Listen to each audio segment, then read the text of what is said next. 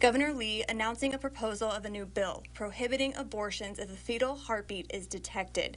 Representative Rick Staples saying he does not support the proposal. He believes the government serves the people and should not control them. This is a mandate to put into law to dictate the choices that a woman has for her own body, as if the free citizens that happen to be women in the state of Tennessee do not have the wherewithal, the knowledge, or the character to decide what's best for themselves. The future bill also requiring a mother to undergo an ultrasound prior to abortion and prohibiting an abortion if the doctor knows the reason behind the procedure is due to race, sex, any health issues, or disabilities. Representative Jason Zachary says he has an aunt with disabilities, so he knows firsthand why that shouldn't be a reason to abort a fetus. I believe the Lord has a unique plan for each and every one of us, and those with disabilities or health challenges or concerns.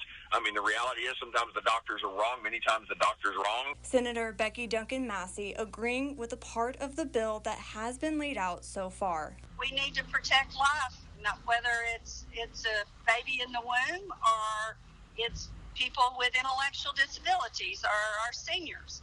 I believe in protecting life.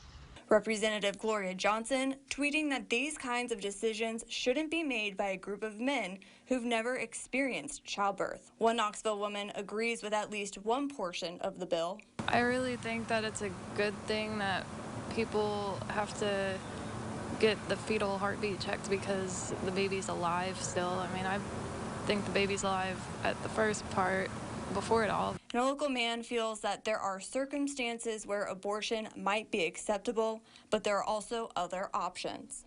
I do think that there is other options rather than just, killing, ending a life because you're not able to provide at that given time, because there is plenty of females and couples out there that cannot have children.